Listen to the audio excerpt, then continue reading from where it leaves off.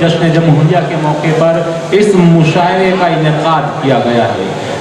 26 जनवरी को हमारे दस्तूर, मुल्क का दस्तूर जो है नाफिज किया गया, मुल्क का कानून अमल में लाया गया। इस कानून में, इस दस्तूर में ये शामिल है कि हिंदुस्तान का हर फर्द आज़ाद है, वो मजहबी तौर से भी आज़ाद है, वो पूरी आज़ादी के साथ किसी भी मजहब को अपना सकता है, किसी भी मजहब पर अमल कर सकता है।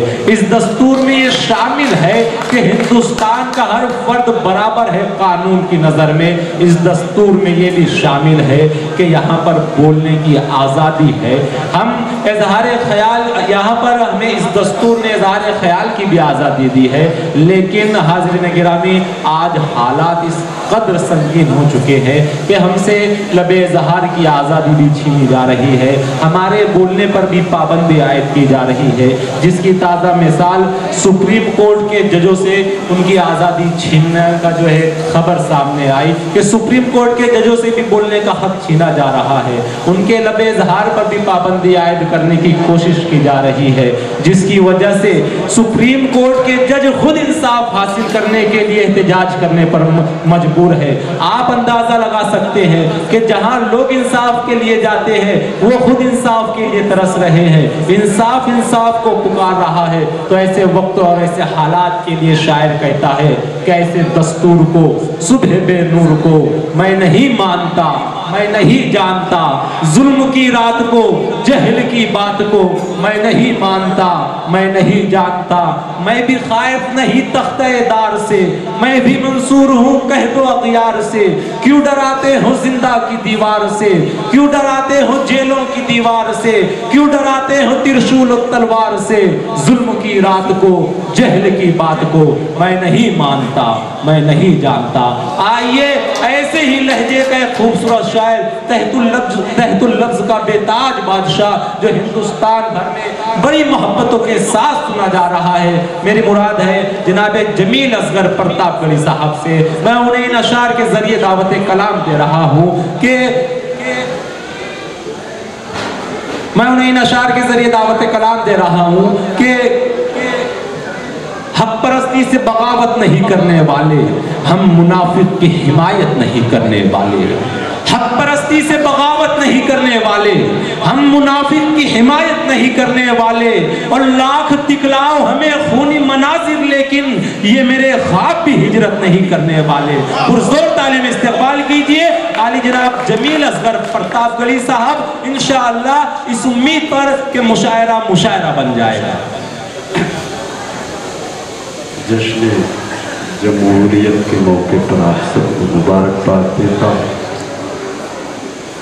आज के दिन हमें एक दस्तूर मिला, एक आईन मिला, एक संविधान मिला, हमें अपने तरीके से जीने का हक है। लेकिन पिछले 3 सालों से हमारी जमहूरियत लड़खड़ा रही है। अदालत उज़्मा के फैसलों को ठुकराया जा रहा है और ये काम अगर कोई मुसलमान करता तो वो देशद्रोही होता। लेकिन करनी सेना वालों ने जिस तरह से उत्पात मचा रखा है, किसी की ज़बान नहीं खुलती है कि उन्हें देशद्रोही कर। क्या सिर्फ मुसलमान ही देश में देशद्रोही कहने के लायक है? मैं शेर पढ़ता हूँ, आप सब अपनी दुआओं से नवाज देंगे तो मैं थोड़ा सा मूड में आ जाऊंगा तो कुछ अच्छे शेर सुना दूंगी भाई, वरना हिम्मत तो नहीं है, मैं सोया नहीं। क्या है कि हमारे वास्ते इंसाफ वाला भेज दे मौला, हमारे वास्ते। हम पूरा दोहराया करो यार, हम रुक जाते हैं वहीं पर। हमारे वास्ते इंसाफ वाला भेज दे मौला, अंधेरों में घिरे हैं हम, उजाला भेज दे मौला। सभी को फिर जरूरत है किसी ईमान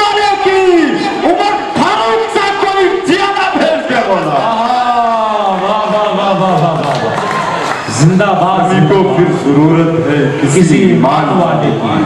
उमर फारूक सा कोई जियाला भेज दे। क्या बात है, वाह वाह वाह वाह वाह वाह। दोस्तों बहुत नई हिम्मत हो रही है काश से, मेरी आवाज पता चल रहा है। अरे पढ़िए भाई, बहुत अच्छा पढ़ रहे हैं आप, पढ़िए। और सामाइन भी बिल्कुल सुनने के मूड में आ चुके हैं। 20,000 से ज्यादा दंगे कराने का इल्जाम है। उस दंगे में सिर्फ मुसलमान ही नहीं बर्बाद हुआ, हिंदू भी बर्बाद हुए। न जाने कितने घरों को तबाह किया है वो शख्स, और रो रहा है। क्या उसको इंसानियत माफ कर सकती है? जब दंगे कराया, दंगे में बर्बाद होने वाले शख्स की जिंदगी का ख्याल नहीं था। वो शख्स अपनी जिंदगी के लिए रो रहा था।